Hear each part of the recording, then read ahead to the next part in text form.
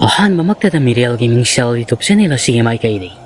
ꯃꯌꯥꯝꯕꯨ ꯕꯤꯀꯥꯁ ꯁꯦꯟꯕꯤꯑꯁꯅ ꯏꯀꯣꯛꯅꯣꯅ ꯇꯔꯥꯝ ꯅꯣꯛꯆꯔꯤ ꯃꯌꯥꯝꯒꯤ ꯃꯐꯝꯗ ꯈꯨꯗꯣꯜ ꯇꯝꯖꯅꯕꯒꯤꯗꯃꯛꯇ ꯉꯁꯤ ꯌꯥꯏꯇꯝꯕ ꯍꯥꯏꯔꯤꯕ ꯋꯥꯔꯤ ꯑꯁꯤꯒꯤ 734 ꯁꯨꯕ ꯁꯔꯨꯛ ꯑꯗꯨ ꯄꯨꯗꯨꯅ ꯂꯥꯛꯆꯔꯤ ꯋꯥꯔꯤ ꯑꯁꯤ ꯀꯔꯤ ꯑꯣꯏꯔꯛꯄ ꯀꯔꯤ ꯊꯣꯔꯛꯄ ꯍꯥꯏꯕꯗꯨ ꯍꯧꯖꯤꯛ ꯃꯌꯥꯝ ꯄꯨꯟꯅ ꯇꯥꯃꯤꯟꯅꯔꯒ ꯈꯪꯃꯤꯟꯅꯔꯁꯤꯗꯣ Sagol ado malang pala dudagi asumak paitharaklam ure mahakna mioi jakanglo kaya aduna sapa badu bang tinglaga pharaga thamlibado sabawagi maithong aduda ningamdaba mak mapunsi loiragani ko haibagi wakalgi mamiyama tararibado wanglabadudagi yengtharakpada Sagol aduna urami Madubu urugami kupta paithagi haidana khala masattugu adu chap leple hairaga malang pala duda mahaknai Wakal to Koksha Bikakri, Mahakadi, Shababasiga, Mafamashida lady of Makoy, Chap Manana, Buxiel Poison Manakigan, Miram Lenda Horibu Manana, Adum Taiwo Naragatomashida, Makarino Ribasibu Haiden, Wakala to Samnari. Kotakta Mahak, Lirum Tenze, Kabak Lagani and a Pakat Ladana, Lysil Mom Pai Marakta Amu, Nakala Maromda, Paidun Shetkiram. Maki mai thong da su ning bakai bagi mami yamatari Sagolado karegi damak mahakna asuk saw asoi ba mapu oidi basida tobikhiba no haidana ningam da bakaya na masapum nam yongkri nakala marom na kamdawri matam kaya haukraba matungda hausik mathangi numit kin thil po ado oirak labani kadaida miram lena sigi kari lamle lamdam duno haira bakanda lai parigi Asing kunti kulla sinamang hausik tada yauri hairaga manayroy kaya ni ising thadra mahakana laknari masado makoy sanathong ado hek yawbugal lek thakhidan Lai marin bitarit amadi makoy gi manayroy singadudi ngakpana kham thengkhri makoy khulak pasibu asumna tawri basibu kari maram gidamak lai Sagol mahako puri baduna karambanu haidan Lai paribu yamna shana jaba mahaki manayoy ahumatuna lai paribu ato miwoy kayada thawdaraduna ning thawbu phachana iru iseng tambire mashapum mag aduga taying laduna sana phamung thakta potha hali hairaga lai maren bi singna thawol changjari Thau lai pari asi karam tawna masibu thoklaribano mihuldi adumak sungdi mahakisi wakal mapung phana tadana lekthakiba su amuk mali natragana masa sida karigumba ana layong khangdaba masu naraklibagi mawongda mahaki masa sisu arum layaw hauna tu sap yungna sabung sulauri iru maithajaba loira matam sida khangliba Manayroy ba ako matuna manamasing na hidak lang taksimba kaiba makoy sana kunung masida layra riba mayoy kayabu hausik kaukatla duna ning thawlay pariba fana na bagita magta hidak lang saksimbi duna maray bagtam manamasing hidak kaya thabi duna kanna lay katnari Sum tawring ayda lai Sagol no olaba ngawru na bi Sagol lang walang dailaw rega sana kunung gisana thong mapal ta kanna kong sangan biyo hay bagi matagum makong tilay Adubo asengba ngawru na bi Sagol adudi makoy sana kunung masigi manungda layribani haibasi lai Sagol asinadi khangdraboy Yune tawsa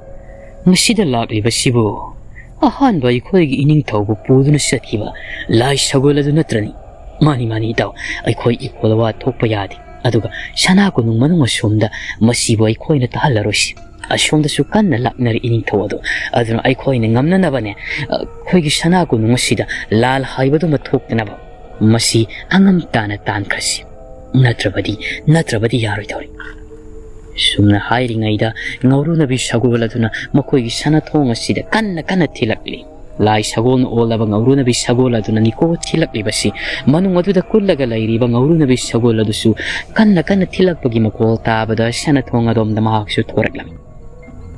Tamashida kangawdana makoy mathakta layririba manayroy singaduna lirung tenjay matol da may sakpa kayana Lai Sagol no olaba ngawru na bi Sagol adu tamna kaptharakli Siu haiduna sapu kanna kaptharak paduna lai Sagol adu da palari mak mafamasida kuina panthaduna laiba yaroi khalladuna mathun mamai thangatwa makai ma kanna khongle hairaga hulasigi akwaibada amuktang yengonlaga kha mai kai pang singlon kaya lairiba somda thawdura sathirami matamasida nakala maromdana mukam dawriba Maishaw ahum ado yawraktuna Yaitambagi matik miyaibu thamaiba yaraba kariguma poshak ado mafam sana makoi khullasigi manungda thamkre malang pala lotuna puraklambado makoi khullasi yawraba matamda malang palgi amuk saphong han makuta paire hairega mafam chaba mada phajana seksina thamkhirami amaiba tolenbu makoi manak tamna lakpado ngaikri maramdi makoina thiba yaba yenglure laimit than thandana adubu tolen kadai wai laibagi haibado makoina khangma ngamkhidri maduma ngamaiba tole lakpa makoina hausi ngaiga doriben nakala maromna kamdori hausi porum thel kholdani porum thel khulasida lairiba mioi pum magasi mipai thabaibaga loinana makoi masase thangna mikupta gari tawra kadamado haibado khangi maramdi makoi ge nauna hablariba pare yadana lairiba kulakpa shothi asi mawong mari lama tadana oiraklibaduni makutuda sanagi kutum mama pana usapum na makut adugi sana masu onna makoi da dhau tawra kadra pieng suhanaga manadri hausiki phachina soirabanina au but Tinda Tomda Kadabagi Mawongda Shoti Aduna Lake Rabanina, Makoi, Nipai Bahibad Oiram, Madumakfana Oiduna Su, Shotia Sinamakoi Kulasigi, Kulak Bahibad Oi Krabanina, Shoti Ikai Kumnazerami. Mutilgi Matamashida, Paothamei Yado, Mayumgi Mangola to the Pamna, Mamai Umang Tangai Kutum Senata Silaga, Paglang to the Manangandu Waishina Lay. Nasishu Sak House Power Sadribani, Paothamei. Imong asom dagi maki loy ni bi anu amadi macha ni pa do pamlaga thoraklam ni pa nang na sakna basu amata yada nang na tawning bang yak ki pangang laga lahi basibu masibu kayam ko ni laiba yaga dori bana khullasi ki khulak pagi manak tasu nong bada sapiduna kari oiba yabagi haibadu su khanadri Asumna sum taurabadi nipa ay koi karamna khullasi da toro khondanan laiminaba yaga doribano nangi apamado hayo ay so asuma punsi mahingasi pamdi tonghan ta na kunjam yamna inthopi bagi mawongda laibase asumna laibadi asu pamdi Paothamei do ngan makhaidi maha kinupina ngang busayibada maha shauna adumak maha kinupizi busahitpan adubu ngasidi maha kinupida mamit adu muna yenai aduga ano Nang sungai hak tangdi ingna tapna laiba kaidaw bagine. Aduk makhel yamna langdi badi. Pare. Nang na mafamasida laining drabanina. Ay koi mafamasibu hongduna. Atop mafamamada sangja pamlaw roshi.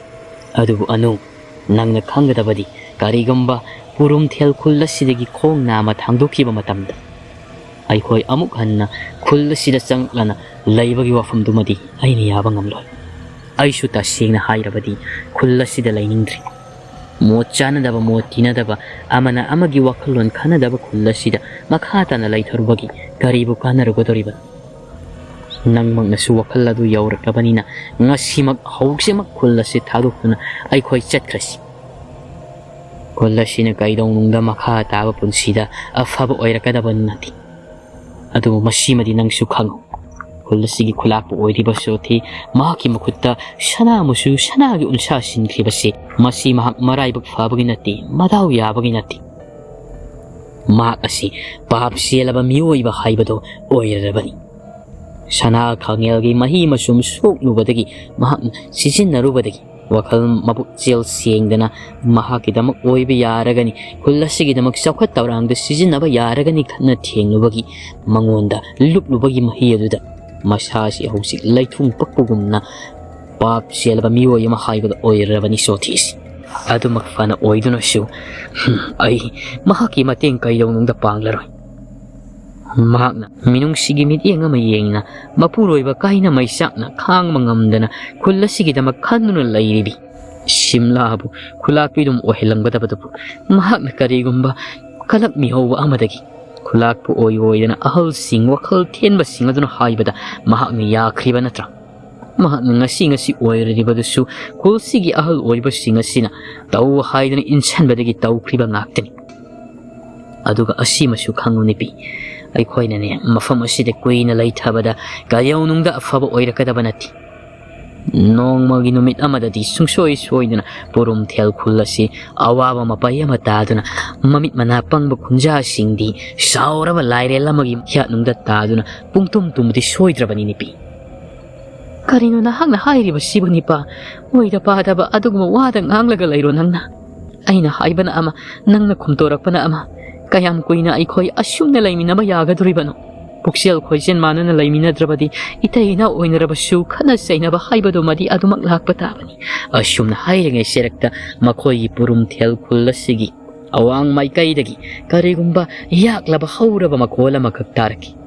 khonjelasi karigi khonjel nu haibada makhoi kanam tana su khangba ngambanati adubu atai khonjel nati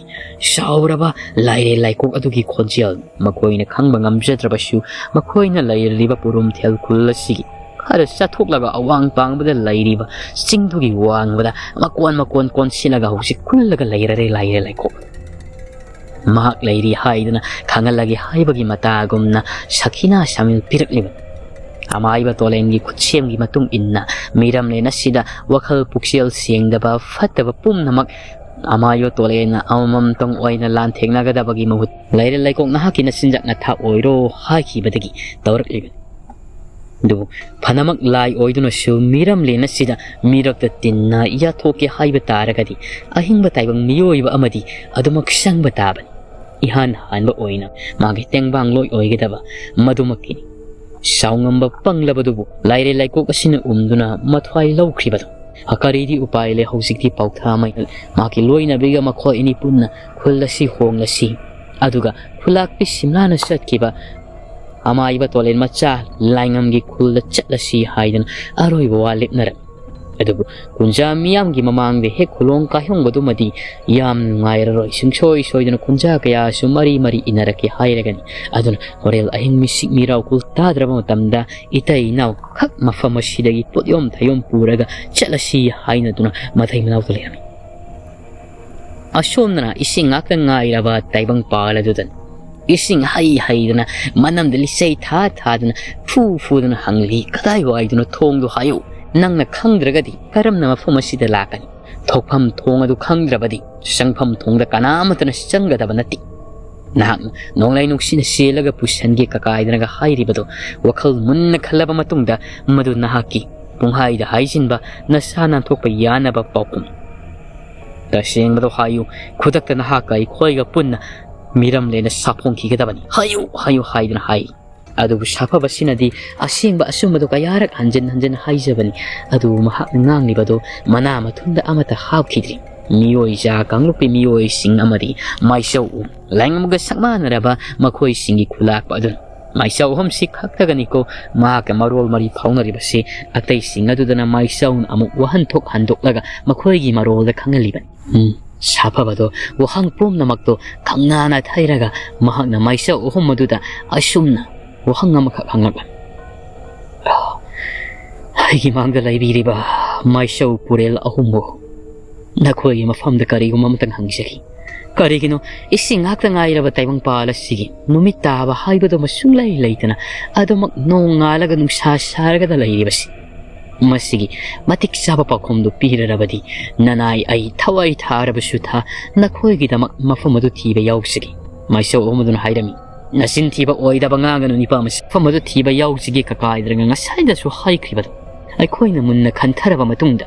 tabum amagi manungda mafam adu thiba haiba se nahak harau yaribadu maramdi tabum amagi manung asida nahak aikhoi gi khuttagi na thoki aduna khali natra madam maramaduna takpadi nahak mafam adu thokam thong adu khangi thiba gi matam lauraga aikhoi gi khuttagi na thoki aikhoi wa miram lena da puthok loi gi haiduna nahak na khanba natra haiduna wa adu khlai khatlaga phuri sapabadu sumna tauringai ngasadi khajik lapthokna mingoi ja kanglumna uroidaba yengbada phangloidaba gi mahungda lairiba sauraba isagolado paisilakli maki makhong ani dudasu sauraba u kaya fukle hairga yauriklibaniko u singaduna bom hektamak thadarai kadai waida sapabana pullariba maisau umna lairiba mafamaduda maisau homadu sagol aduna thadarpa sauraba u pambi yamana bo launa masama thakka nan thakibada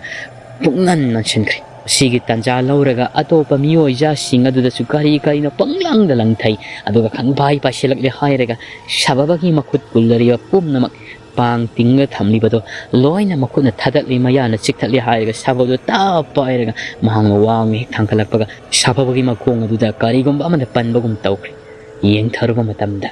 miyoja kangluki lusing purel kulak panatragana ningthau oiriba laingamga samana baduna makut na makhaktan sababasigi makong yalaga layami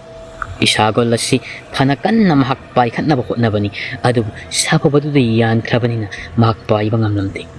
thangnab mi kutta chaw sanglebi Sagol adu su kulapna miyoja kangluki kulak baduna laktna sababagi makong pairaga langtharakpada sababagi Sagol ga makoi ani laimai da po haidna tabani Madhugi Palon, Langam was some man of the song silly hidega, is how when you lose some of the Makut and his son Kana Metri. Sagol Matuma Mal Kapi, Madusuk Hanoda, Mioja Kanuki, Wang Sauroma, Git Namnaga Kutak the Tarai Raina, is how well a sieve pageantium. Machine attack body, Mafamashida lady, Bamio Izagi Kulak, Langam Manbasi, a Suki Matic Mapang and Kali hide an attack. But seeing the Mak, is sing out on an eye of a Taiwan Pala Sigi, Langam do. Masigi miyoja kulak pasibu oirari basala. Mani, isingak ng ngaira ba taibang pala sige. Taibang pala sige di, langam amay ba tolen di matcha oidi. Miyoja kanglup asigi, sa hilising kaya pun siraklaba ning tao mo oy, masigi taibang pala sida di langam si. Miram lenda na amay ba tolen di masya langam oy bagiwan. Tungan ba taibang pala pum na magtayo na riba pum na magmakaon na riba kit na riba ngaktan. Hangli sabado na su isam sa manati langam gasanga na badanati masil langam oirang mani haydan masil na son pik na langam haydan amuk tang sonki adagi kudak ta mahang gyan ngakuri Sagol na mahaki masapumba nanti kibatu maram oiraga matam dia do maglepa laytan sati pungja kaya masu hausin sababa masado ihing na hingtana mamit kara pangle Mamit mayak sin ubang ngamlamde mit mga do dalay bapum na magto masin parang lang. Manako nga say makay kariso taram dabado kazik hayak na ba konsel na makagtarak lang. Masasihan na pang tinglaga akan ba uri-wari ni yatsilaga layram lega makinakal kara sa tokle hayraga Sagol adu busuk punle hayraga makong mukut masap hazilaga manam tatni hektan lisay dun kal Sagol na Sanakhul pang nalawagi konjel ni azik mamit manakong singlakpaga kayak na natakri ba dun matam di adu magsara-zara satkriba pungja singa siki manungda Sagol asidi masapum na magki saru singa dusu loy na magthudik le hayraga amuk hanapay ba ngamnoida bagi mawong niko mako phapun sen na thamlam lius Haksang di kito kahita na thudik pa nati masagi kap na ba saru singa do thudik parak tara ba masa singa do pantok le hayraga pharaga niko Sagol si puri basi kanana puram gi hayra matamda laingam manatun sang na tingat pa manakong na yung katpa makutas sang labal lisay naraga dapat magkakpay wang sauri mafifrito lopuk le hayraga kana dam hayda na Sagol sida kantarapan Madu ubada sahaba ngayakti magtarang sali ay na ururi ba siya bumanglatay bang lahay na magkukad para layraga mamit ado ay pedang kusan na laksin niyang matam na uri maki Sagol pudharaga layram libato kangaw na sahaba machildagi lauki ining taulay ngam amuk talay piraw hayo Toshi na magmafumasi dal lay diba miyoy za kanglok ining taupurel oy diba sisu lay ngam kawi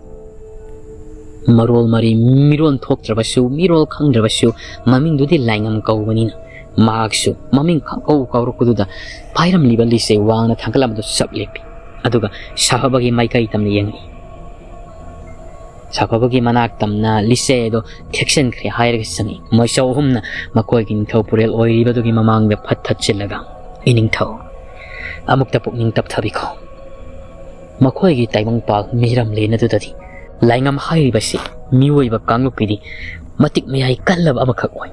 Ay ko'y isingak na nga iraba tayong pala sige miwoy siyang kaklukin ng taupuri duga miram liyan gina ama ay batolen hay badugi poksya ba masyani pa oy bani aduga ay ko'y mafamasida na ama ay batolen hing sabagi masaklaw yik na ba oy na mafamasigi ako ay bida ko'y na lay na sa liba sige masida ngakningai oidi iningthau masigi pullariba taibang mioi micha sina haiba ngang hai nada hapiganu tabiganu iningthau pukning wakol sontanabani maisawmna hairibadu maktung halli haipetangdi sababadu yingi duga isagol adu makhada na phuthaba hokri isagol do kanna kanna phubadu dagi mayadagi ikheng phauba mahak hausi othoraklabani hingani haiba thajadri sababadu su mapi oro tana mahak kaplaga lairi masal sok thasidarabani aram khawrangmana thallata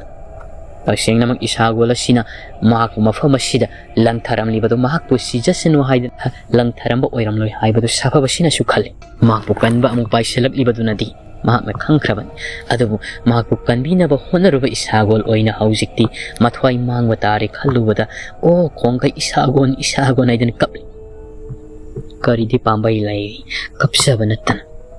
mahak titu suolaba sumna tangi hangoi gomba amani mioi jakango ki mioi marak sidagi mapangal fana pharabasu mangondagi ena wang shauraba mapangal samu mukan masinga sigadi mahaka karamna lambana ba yar khut masasi pundaba oiba tarabadi chenchin jaraga mang isagola sibu phudna ba khamjaba suyabani khut masasi punselaga thambani na pambai laiki de sababa kapatana masru oiduna lairam Nakala maromdana mayombi haujik mahak isagola magi mateng laudrabadi sababagi maikai tamna chetpa suya yaroi haibadu chapchana khanglabadagi isagol singasida mahakna moithiam tauba horari sababagi isagola dunadi mahakpo suki matik sauning libani haiba mayombi na su khanglabani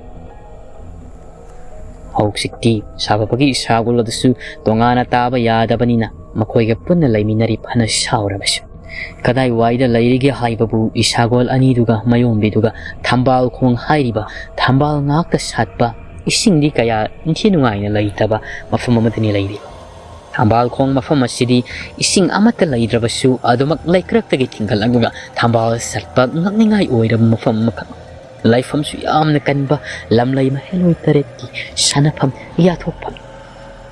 mafam asida mahakti khangjadabanina lakle hairaga minna mapsi amada famlaga sagol aniduna matai da lairi sababagi sagol aduna mayombi sida sauna mathul laitholaga lairi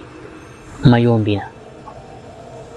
aina phana hotnarabasu agi ningmadi amata thumti nakoi anisu aingondagi chatpro haibi yati karigino aingondagi thadok chatnuraba mahakna amuk aigi famda hanjilaklibati chatpro nakoi ani aigi famda hepa piraga aina piklingaidigi nakhoibu aigi thawai makni khamna nungsina loina jarakpagi mahai ai handakti phamle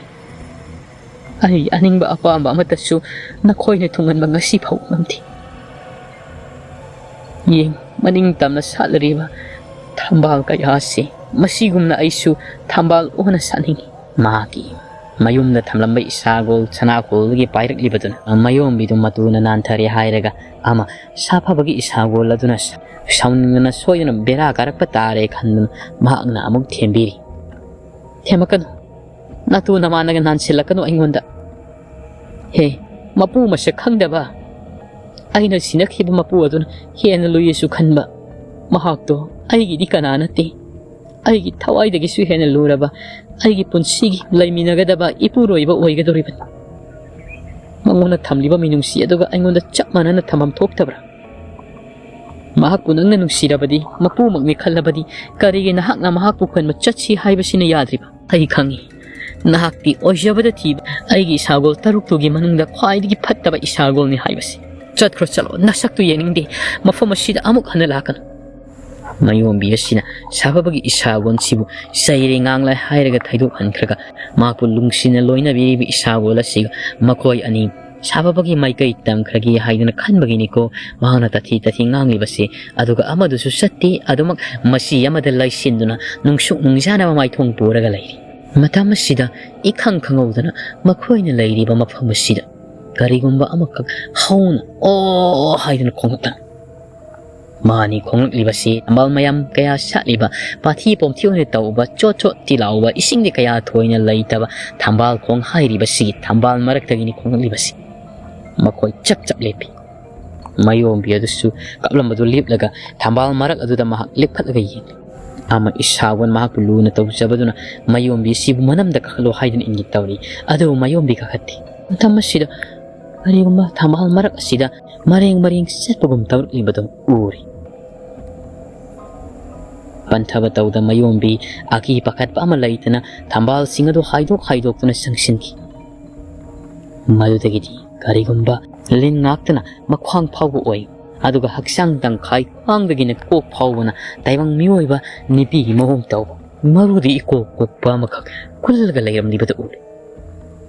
maya dusu amuk ka thorakpada lemlai nga gumna tawi taibang miyoibu gumna malabasu taibang miyoiba makti hakthena na mandi taibang miyoibu gum khara manarbasu sapsana manabadi nati adu ubada maya ka kha yengun lai mahaki tungda isagol amadu sodumak lakli nang bukan ano musibu karino isagol adugi mathamoy adi sala silaoni nangbo sala silaoni haidana ingiti tawri afabana timasi khoyum lai sapong mani haibadu isagol asinadi khangli madudigi mayombi sangselaga thiengi haidana tawre omikopta isagol aduna mayombi ta paire mafamdudigi wangna paikat khirami mani thambal khonga sibu koliba laimbi ado sapong laklaga mahak sanaduna lairingai mayombi na sanglubani mayombi sanamaki haubisik layok tinokpa haibado oikhrabani thangnaba mikopta mayombi nongmodula tiya thake paikhalakpaga wakhal tadana lek thakri sagol aduna su mayombi adubu mafam saba ama yengle hairaga pudunu chatri adubu hantak mukti sababagi sagol do mayombi hoina chatkhribadugi maikai inarakti tongan maikai amada paidunu chatkirami midang wayamgi matamdi adumak oisankhirami matamasida nakalamaromna kamdawri ibudo kobru mahakna haujik phau makoida thaujal mideng kubiraktabadagi adubu makoidi koichat chatlaga laiba yadabanina ibudo kobru singkhong makhongdagi khara chathukli hairaga tangje phamlowtuna lairabani nipi lukhrabi singado adubu singadugi mathakta haujik phauba mamit chen wisale hairaga maru lukthaduna kullaga shauraba chumthang singoi gangoiba singlai dudi lai ibudo kobru mahakna thaujan bibaduni mahak ngaireba taibang miyoiba singna singkha somda singyagi thel khara chathuknaga lairibado mak maduga changmanati ubanati tasengna hairagadi ibudo kobru mahaki mafamdagi makhoina niriba thaujan singasi thaujan bidri haidan tak miramlen miga laiga ani asigi marakta fijang amana khakibana maram oiraga ibudo mahakna su taibang miyoiba singasi mamangda hakthengna saphong lakhida boy miram lendati numidangi matamni hoksik oiribasi misik miraw khol tanaraktre pumnamak ingna sikna tumnaba matam kadai waida purum thel khol Paothamei amadi maki loinabi haina khibagi matung inna podyom thayom pumnamak loisele hairaga mayumdagi thoraklami somtringna thoglakpaga natti yumamagi yana kha phawraga thoraklibani lamjawda thokpada karigumba soidana natragana mina uthokhiba taradi sungsoi soidana wa thoknaragani haibadi makhoigi matungna loina inarakki hairagani madumakti yaroi dawribanina matai manaw khak thoklibani phikliba angang du mamagi manam maduda nahongi sana pore hairaga nungaina tumlaribani ko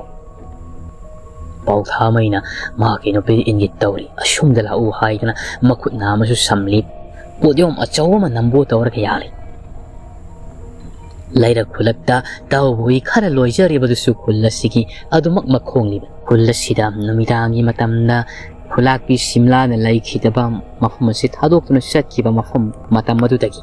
manayoi thamladuna ahing nu soiba khullasi bungakpi senbibadudi tawkhidri dumak miyoi amani nipa amani di khulakpa sothegi mayumdagi thuknarakpa su urali makhoina tamna ipi masidagi ai khoi thuna maksat krasi aduga nongpok bangna di satpada khudong thiba khajik nangba yai chawraba turel do lanaba hotnabada adurane som awang bangra satli hairaga turel gi mapa khara khujjenba ma leibani maduda ai khoi lanaba tawsi turel asi tarai na lanba yaba turel oiroi haujikti isingsu yamna sakhale haiba pawma dai launu pi haidan usinna sinama khoi ꯈꯨꯜꯂꯁꯤꯗꯒꯤ ꯅꯥꯟꯊꯣꯔꯛꯂꯤ ꯍꯥꯏꯔꯤꯕ ꯑꯋꯥꯡ ꯃꯥꯏꯀꯩ ꯑꯁꯣꯝꯗ ꯁꯨꯝꯇꯤꯛꯅ ꯁꯅꯥꯈꯨꯜ ꯃꯥꯏꯀꯩꯕꯨ ꯇꯝꯅ ꯂꯥꯛꯂꯦ ꯃꯇꯝ ꯑꯁꯤꯃꯛꯇꯗ ꯅꯥꯀꯜ ꯑꯃꯔꯣꯝꯗꯅ ꯀꯝꯗꯧꯏ ꯈꯨꯟꯇꯦꯛ ꯈꯨꯜꯗꯒꯤ ꯆꯠꯈꯤꯕ ꯂꯥꯏ ꯁꯒꯣꯜ ꯉꯧꯔꯣꯟꯅꯕꯤ ꯁꯒꯣꯜꯕꯨ ꯂꯥꯡꯉꯣꯟꯗꯨꯅ ꯂꯥꯛꯈꯤꯕꯗꯣ ꯃꯍꯥꯛ ꯍꯧꯖꯤꯛ ꯆꯤꯡꯅꯨꯡ ꯑꯃꯗ ꯂꯥꯏ ꯁꯒꯣꯜꯗꯨ ꯂꯪꯉꯣ ꯂꯪꯒꯥꯏ ꯂꯧꯔꯦ ꯍꯥꯏꯔꯒ ꯂꯩꯔꯤ ꯃꯀꯣꯛ ꯑꯗꯨꯁꯨ ꯑꯃꯨꯛ ꯋꯥꯡꯅ ꯊꯥꯡꯒꯠꯂꯒ ꯍꯧꯅ ꯈꯣꯡꯂꯦ ꯃꯍꯥꯛꯀꯤ ꯊꯧꯒꯥꯏ ꯑꯃꯈꯛ ꯂꯩꯕꯅ ꯍꯧꯖꯤꯛ ꯐꯥꯎꯕ ꯁꯅꯥꯈꯨꯜꯗ ꯍꯟꯗ꯭ꯔꯤꯕꯅꯤ ꯂꯥꯏ ꯄꯥꯔꯤꯁꯤꯕꯨ ꯃꯍꯥꯛꯀꯤ ꯑꯣꯏꯅ ꯊꯧꯕꯨ ꯑꯃ ꯑꯣꯏꯍꯟꯗꯨꯅ ꯂꯥꯏ ꯁꯒꯣꯜ ꯑꯃꯨꯕꯤꯒꯤ ꯌꯥꯏꯇꯝꯕ ꯑꯣꯏꯕꯒꯨꯝꯅ ꯑꯣꯏꯒꯦ ꯍꯥꯏꯕꯗꯨ ꯌꯥꯔꯔꯣꯏ ꯈꯟꯕꯗꯒꯤ ꯃꯍꯥꯛ ꯑꯁꯤꯗ ꯇꯃꯁꯤꯗ ꯈꯪꯍꯧꯗꯅ ꯂꯩꯈꯣꯏ ꯃꯅꯤꯜꯂꯣꯏ ꯃꯨꯁꯤꯟ ꯃꯨꯕ ꯑꯃꯈꯛ ꯃꯍꯥꯛꯅ ꯂꯩꯔꯤꯕꯁꯤꯒꯤ ꯃꯅꯥꯛ ꯇꯝꯅ ꯉꯔꯪ ꯉꯪꯂꯒ ꯂꯩꯔꯤꯕꯗꯨ ꯎꯔꯛꯂꯤꯗꯣ ꯂꯥꯏ ꯁꯒꯣꯜ ꯑꯗꯨ ꯃꯗꯨ ꯎꯕꯗ ꯃꯃꯤꯠ ꯑꯗꯨ ꯁꯪꯅ ꯌꯦꯡꯂꯦ ꯈꯨꯗꯛꯇ ꯂꯥꯏ ꯁꯒꯣꯜ ꯑꯁꯤ ꯃꯤꯀꯨꯞ ꯑꯗꯨꯃꯛꯇꯗ ꯆꯥꯎꯔꯕ ꯃꯤꯑꯣꯏ ꯃꯇꯧ ꯑꯃ ꯇꯧꯕ ꯇꯥꯏꯕꯪ ꯃꯤꯑꯣꯏꯕ ꯑꯃ ꯑꯣꯟꯊꯣꯔꯛꯂꯤ ꯑꯗꯨꯒ ꯃꯨꯁꯤꯟ ꯃꯨꯔꯕꯗꯨꯒꯤ ꯃꯥꯏꯀꯩ ꯇꯝꯅ ꯃꯍꯥꯛ ꯃꯁꯥꯗꯣ ꯍꯜꯂꯒ ꯆꯪꯏ ꯃꯨꯁꯤꯟ ꯃꯨꯔꯤꯕꯗꯨꯁꯨ ꯑꯗꯨꯃꯛ ꯃꯆꯤ ꯂꯦꯡꯗꯨꯅ ꯄꯥꯏꯔꯒ ꯂꯩꯔꯤ ꯃꯥꯅꯤ ꯃꯐꯝ ꯑꯁꯤꯗ ꯃꯨꯁꯤꯟ ꯃꯨꯅ ꯂꯩꯔꯤꯕꯁꯤ ꯌꯥꯏꯔꯝꯂꯦꯟꯒꯤ ꯂꯥꯏ ꯄꯥꯔꯤꯒꯤ ꯊꯋꯥꯏꯗꯨ ꯁꯥꯃ ꯍꯛꯆꯥꯡꯗꯤ ꯂꯥꯏꯔꯦꯟ ꯂꯥꯏꯀꯣꯛ ꯑꯗꯨꯅ ꯄꯨꯟꯅ ꯆꯥꯁꯤꯟꯈ꯭ꯔꯦ ꯄꯨꯝꯅꯃꯛ ꯌꯣꯠꯁꯤꯟꯈ꯭ꯔꯦ ꯃꯍꯥꯛꯇꯤ ꯁꯤꯕ ꯅꯥꯏꯗꯕ ꯑꯃ ꯑꯣꯏꯔꯕꯁꯨ ꯍꯛꯆꯥꯡ ꯄꯣꯂꯥꯡ ꯑꯗꯨꯃ ꯆꯥꯁꯤꯟꯈ꯭ꯔꯕꯗ ꯊꯋꯥꯏ ꯃꯍꯥꯛꯇꯤ ꯂꯥꯏꯔꯝꯂꯦꯟꯅ ꯇꯤꯟꯕ ꯉꯝꯗ ꯐꯠꯇ꯭ꯔꯕ ꯇꯤꯟꯃꯨ ꯂꯥꯏꯃꯨ ꯑꯗꯨꯒ ꯑꯗꯨꯃꯛ ꯇꯣꯠꯁꯤꯟ ꯌꯥꯟꯁꯤꯟꯅꯗꯨꯅ ꯃꯐꯝ ꯑꯁꯤꯗ ꯂꯩꯔꯦ ꯄꯔꯞ ꯆꯪꯁꯤꯜꯂꯦ ꯍꯥꯏꯔꯒ ꯑꯁꯨꯝꯅ ꯂꯥꯏ ꯁꯒꯣꯜꯗꯨꯅ ꯍꯥꯏꯔꯝꯃꯤ ꯍꯩ ꯊꯋꯥꯏ ꯃꯦꯜ ꯂꯝꯆꯠ ꯂꯝꯐꯣꯏꯅꯔꯕ ꯅꯥ ꯀꯅꯥꯅꯣ ꯍꯥꯏꯕ ꯑꯩꯅ ꯎꯕꯗꯗ ꯈꯪꯕ ꯉꯝꯂꯦ ꯅꯪꯕꯨ ꯑꯩꯅ ꯈꯧꯔꯥꯡꯅ ꯉꯥꯏꯔꯛꯂꯤꯕꯅꯤ ꯑꯩꯒꯤ ꯊꯧꯕꯨ ꯑꯣꯏꯗꯨꯅ ꯑꯩꯒ ꯅꯪꯒ ꯃꯇꯝ ꯄꯨꯝꯅꯃꯛꯇ ꯂꯣꯏꯅꯗꯨꯅ ꯂꯩꯔꯁꯤ ꯂꯥꯛꯂꯣ ꯑꯩꯒꯤ ꯏꯅꯥꯛꯇ ꯂꯥꯛꯂꯣ ꯑꯩꯒꯤ ꯏꯅꯥꯛꯇ ꯂꯥꯛꯂꯣ ꯅꯪꯅ ꯑꯩꯒꯤ ꯃꯇꯦꯡ ꯄꯥꯡꯂꯕꯗꯤ ꯑꯩꯒꯤ ꯊꯧꯕꯨ ꯑꯣꯏꯔꯕꯗꯤ ꯑꯩꯒ ꯌꯦꯛꯅꯗꯨꯅ ꯂꯥꯛꯂꯤꯕ ꯐꯠꯇ꯭ꯔꯕ ꯂꯥꯏ ꯁꯒꯣꯜ ꯑꯃꯨꯕꯤ ꯌꯥꯏꯇꯝꯕꯅ ꯀꯥꯏꯗꯣꯡꯂꯤꯕꯗꯨꯒ ꯂꯝꯕꯥꯅꯕꯁꯨ ꯌꯥꯔꯒꯅꯤ ꯂꯥꯛꯂꯣ ꯍꯥꯏꯕꯒ ꯈꯨꯗꯛꯇ ꯃꯍꯥꯛ ꯁꯒꯣꯜ ꯑꯉꯧꯕꯤꯒꯤ ꯂꯪꯋꯣꯟꯒꯥꯏ ꯆꯞ ꯑꯣꯟꯈ꯭ꯔꯦ ꯑꯃꯗꯨꯁꯨ ꯀꯔꯤꯁꯨ ꯍꯥꯏꯕ ꯇꯧꯗ ꯈꯪꯄꯥꯏ ꯄꯥꯏꯁꯤꯜꯂꯛꯂꯒ ꯃꯍꯥꯛꯀꯤ ꯃꯅꯝ ꯊꯛꯇ ꯍꯦꯛ ꯇꯣꯡꯕꯒ ꯁꯒꯣꯜ ꯑꯁꯤꯗ ꯍꯦꯛ ꯊꯦꯡꯈꯤꯕꯒ ꯈꯨꯗꯛꯇ ꯃꯍꯥꯛꯀꯤ ꯇꯥꯏꯕꯪ ꯍꯛꯆꯥꯡ ꯖꯔ ꯍꯟꯖꯤꯜꯂꯛꯇꯨꯅ ꯂꯥꯏ ꯄꯥꯔꯤꯒꯤ ꯁꯛꯇꯝ ꯆꯞ ꯃꯥꯟꯅꯅ ꯑꯣꯟꯈ꯭ꯔꯦ ꯃꯍꯥꯛ ꯃꯈꯨꯠ ꯃꯁꯥꯒꯗꯨ ꯇꯤꯡꯊꯣꯛꯇꯨꯅ ꯑꯉꯛꯄ ꯑꯃꯒ ꯂꯣꯏꯅꯅ ꯌꯦꯡꯂꯦ ꯀꯔꯤ ꯑꯩꯕꯨ ꯑꯃꯨꯛ ꯇꯥꯏꯕꯪ ꯃꯤꯑꯣꯏꯕꯒꯤ ꯂꯪꯉꯣ ꯂꯪꯒꯥꯏꯗ ꯍꯟꯖꯤꯜꯂꯛꯂꯕ ꯑꯩꯒꯤ ꯁꯥꯃ ꯍꯛꯆꯥꯡꯗꯤ ꯂꯥꯏꯔꯦꯜ ꯂꯥꯏꯀꯣꯛ ꯑꯆꯧꯕ ꯂꯥꯏꯔꯦꯜꯗꯨꯅ ꯁꯥꯈ꯭ꯔꯕꯗꯥꯏꯅꯤ ꯁꯒꯣꯜ ꯈꯣꯡꯃꯥꯡꯗꯨ ꯋꯥꯡꯅ ꯊꯥꯡꯒꯠꯂꯒ ꯂꯥꯏ ꯁꯒꯣꯜ ꯑꯉꯧꯕꯤꯗꯨꯅ ꯍꯥꯏꯔꯛꯂꯝꯃꯤ ꯃꯁꯤ ꯅꯍꯥꯛꯅ ꯑꯩꯒꯤ ꯊꯧꯕꯨ ꯑꯣꯏꯕꯒꯤ ꯐꯪꯖꯕ ꯅꯇꯤꯛꯅꯦ ꯌꯥꯏꯅꯤ ꯅꯪ ꯑꯩꯍꯥꯛꯀ ꯂꯣꯏꯅꯗꯨꯅ ꯂꯩꯔꯕꯗꯤ ꯁꯤꯕ ꯍꯥꯏꯕꯗꯨꯁꯨ ꯅꯥꯏꯔꯔꯣꯏ ꯃꯇꯝ ꯄꯨꯝꯅꯃꯛꯇ ꯑꯩꯅ ꯍꯥꯏꯕꯗ ꯏꯟꯒꯗꯕꯅꯤ ꯑꯩꯒ ꯂꯣꯏꯅꯗꯨꯅꯇ ꯂꯩꯒꯗꯕꯅꯤ ꯃꯁꯤꯅ ꯌꯥꯕ ꯉꯝꯂꯒꯗ꯭ꯔꯥ ꯌꯥꯒꯅꯤ ꯑꯩ ꯅꯍꯥꯛꯀ ꯁꯣꯏꯗꯅ ꯌꯥꯒꯅꯤ ꯑꯗꯨꯒ ꯅꯍꯥꯛꯁꯨ ꯑꯩꯅ ꯍꯥꯏꯕ ꯌꯥꯕ ꯇꯥꯕꯅꯤ ꯃꯤꯔꯝꯂꯦꯟ ꯑꯁꯤꯗ ꯂꯩꯔꯤꯕ ꯂꯥꯏ ꯄꯥꯔꯤ ꯑꯩꯅ ꯃꯉꯛ ꯀꯛꯊꯠꯂꯦ ꯍꯥꯏꯔꯒ ꯍꯥꯠꯀꯅꯤ ꯃꯁꯤ ꯅꯍꯥꯛꯅ ꯑꯩꯒꯤ ꯃꯇꯦꯡ ꯄꯥꯡꯕ ꯉꯝꯒꯗ꯭ꯔꯥ ꯁꯒꯣꯜ ꯑꯉꯧꯕꯤ ꯂꯥꯏ ꯁꯒꯣꯜ ꯑꯗꯨꯅꯁꯨ ꯉꯝꯒꯅꯤ ꯃꯍꯥꯛꯁꯨ ꯑꯩꯒꯤ ꯌꯦꯛꯅꯕ ꯑꯣꯏꯈ꯭ꯔꯕꯅꯤ ꯃꯍꯥꯛꯄꯨ ꯅꯍꯥꯛ ꯅꯈꯨꯠꯃꯛꯅ ꯍꯥꯠꯍꯟꯒꯅꯤ ꯑꯩꯅ ꯁꯤ ꯍꯥꯏꯕꯒ ꯍꯧꯅ ꯈꯣꯡꯂꯝꯂꯦ ꯍꯥꯏꯔꯒ ꯒ꯭ꯔꯪ ꯂꯥꯎꯅ ꯃꯐꯝ ꯑꯁꯤꯗꯒꯤ ꯊꯧꯈ꯭ꯔꯦ ꯃꯊꯛꯇ ꯇꯣꯡꯂꯤꯕ ꯌꯥꯏꯔꯝꯂꯦꯟꯒꯤ ꯂꯥꯏ ꯄꯥꯔꯤ ꯑꯗꯨꯁꯨ ꯃꯁꯥꯗꯣ ꯂꯣꯡꯉꯒ ꯇꯥꯒꯦ ꯇꯧꯏ ꯁꯨꯞꯂꯤꯗꯨ ꯄꯥꯏꯔꯒ ꯃꯍꯥꯛꯁꯨ ꯁꯒꯣꯜ ꯊꯧꯗꯨꯗ ꯇꯣꯡꯅ ꯂꯥꯏ ꯄꯥꯔꯤꯅ ꯂꯩꯔꯤꯕ ꯈꯨꯜ ꯑꯁꯣꯝ ꯇꯝꯅ ꯊꯧꯗꯨꯅ ꯆꯠꯈꯤꯔꯝꯃꯤ ꯑꯍꯤꯡꯒꯤ ꯃꯇꯝ ꯑꯣꯏꯔꯕꯁꯨ ꯏꯁꯤꯡ ꯉꯥꯛꯇꯨꯅ ꯉꯥꯏꯔꯤꯕ ꯇꯥꯏꯕꯪꯄꯥꯜ ꯑꯗꯨꯗꯗꯤ ꯑꯌꯨꯛ ꯅꯨꯡꯊꯤꯜꯒꯤ ꯃꯇꯝ ꯑꯣꯏꯕꯅꯤꯅ ꯍꯧꯖꯤꯛ ꯐꯥꯎꯕ ꯂꯦꯞꯄ ꯂꯩꯇꯅ ꯐꯨꯔꯤ ꯊꯋꯥꯏ ꯀꯟꯕ ꯁꯋꯥ ꯎꯆꯦꯛ ꯎꯃꯥꯏꯕꯤ ꯏꯁꯥꯒꯣꯜ ꯍꯥꯏꯕꯗꯨ ꯑꯣꯏꯕꯅꯤꯅ ꯃꯍꯥꯛ ꯑꯔꯣꯏ ꯑꯈꯝꯗꯣ ꯅꯥꯏꯖꯗꯕꯒꯤ ꯋꯥꯅꯤ ꯑꯃꯨꯛꯁꯨ ꯍꯥꯏꯔꯤ ꯂꯥꯏꯉꯝꯒ ꯁꯛ ꯃꯥꯟꯅꯔꯕ ꯃꯈꯣꯏꯁꯤꯡꯒꯤ ꯂꯨꯆꯤꯡ ꯄꯨꯔꯦꯜ ꯑꯣꯏꯔꯕꯗꯨꯅ ꯃꯆꯤꯜꯗ ꯑꯁꯥꯎꯕ ꯑꯃꯒ ꯂꯣꯏꯅꯅ ꯃꯀꯛ ꯀꯛꯂꯒ ꯅꯪꯒꯤ ꯊꯧꯕꯨ ꯑꯣꯏꯔꯤꯕ ꯅꯤꯄꯥ ꯑꯁꯤ ꯇꯥꯏꯕꯪ ꯃꯤꯑꯣꯏꯕ ꯃꯤꯆꯥ ꯑꯁꯤ ꯍꯥꯠꯇ꯭ꯔꯤꯉꯩ ꯃꯇꯝꯗ ꯅꯍꯥꯛꯅ ꯑꯁꯦꯡꯕꯗꯣ ꯍꯥꯏꯌꯨ ꯀꯗꯥꯏꯋꯥꯏꯗ ꯅꯈꯣꯏꯅ ꯃꯤꯔꯝꯂꯦꯟꯕ ꯊꯣꯛꯐꯝ ꯂꯝꯕꯤꯗꯨ ꯂꯩꯕꯒꯦ ꯀꯗꯥꯏꯋꯥꯏꯗ ꯂꯩꯕꯒꯦ ꯍꯥꯏꯅ ꯉꯥꯡꯉꯤ ꯑꯗꯨꯕꯨ ꯃꯍꯥꯛꯅ ꯉꯥꯡꯂꯤꯕꯗꯨꯗꯤ ꯀꯔꯤꯁꯨ ꯈꯪꯕ ꯅꯠꯇꯦ ꯁꯥꯒꯣꯟ ꯑꯗꯨꯅꯗꯤ ꯃꯗꯨꯗꯒꯤ ꯃꯩꯆꯧꯁꯤꯡ ꯑꯗꯨꯅ ꯆꯪꯂꯛꯂꯒ ꯃꯈꯣꯏꯒꯤ ꯅꯤꯡꯊꯧ ꯑꯣꯏꯔꯤꯕ ꯃꯤꯑꯣꯏꯖꯥ ꯂꯥꯏꯉꯝ ꯑꯁꯤꯕꯨ ꯈꯝꯃꯤ ꯑꯗꯨꯒ ꯏꯅꯤꯡꯊꯧ nanayay khoina amuktang wahang pahongshari. Iningthaw, mihaktang pothabiyo, iningthawgi haksangsu sokthana mamitai. Madudagi maisaw ay maku oibaduna maisaw ani duda mamit mityeng amakha yengki maisaw ani makto prap sababa pang tinglaga lairibadugi manakta sangsingkri makhutasu langtrik langlaba khajik tang lenbada zrat lang sangkhigadaba thang atenba haijrang gumba paire aduga sababagi puksip nakal lengsanggadabagi nakal ani maktagi mityeng tamduna laikre hairi maisaw sinadu mahaki sawa usik asigi maru mari khangnaba laiwado solaba matungda hairo sawa usik naki thaubu oirriba taibang mioi bani pa se khauji khudakta nahangna pakhom matik sana pidaba tarabadi mabuk siap asida amuk hannasu hinglakpa ngamdana bagi mawhungda thillaragadaban manga mathwai phana kalrabasu lai matik miya yawrabasu aikhoina bahirriba thang haijrang asinabu thin khabadi ma khudakta masasi kemna onra mangadribani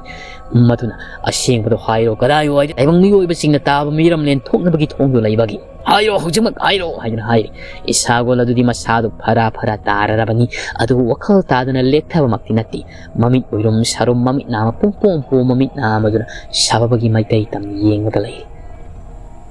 sababagi mabuk siap duda thingada ba khajik thangdo laduna theng bahore khajik tang theng ba I khajik thok bahor la madu ubada isagol adu khang la laiba ngamlaktabadagi pum namak taibang semema pum mahakna tambiba ngakta nei khalladuna mahaki sawa usiki marolda pum namak hairakli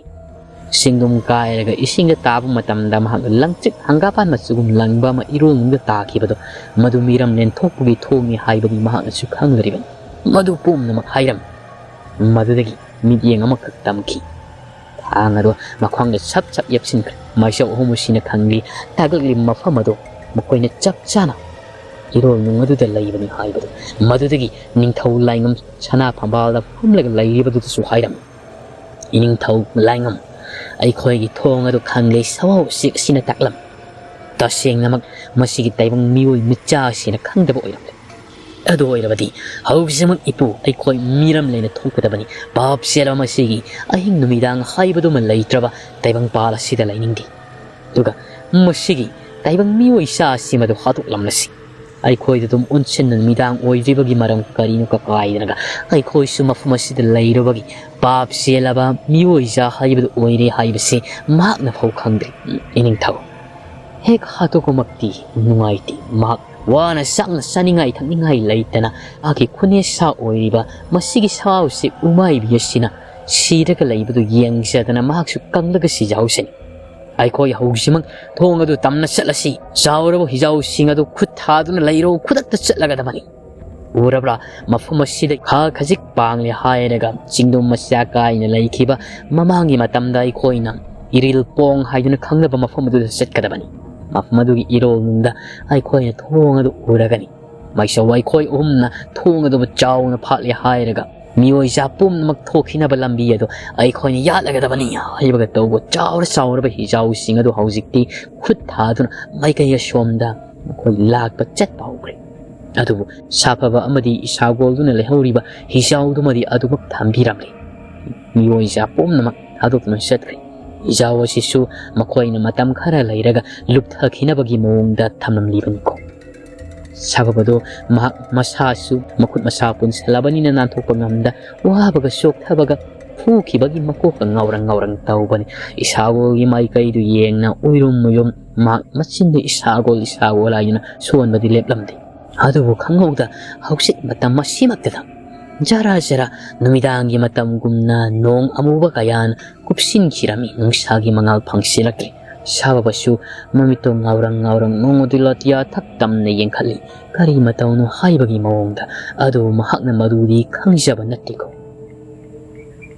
adu mahakna oirakliba tawrakliba si sumnatagi nong mangboina khalni karino haibadu khangmanati tasengna hairabadi kariguma miyoi jasing asina isinga khara ngairaba taibang palasi thadokhiba tarabadi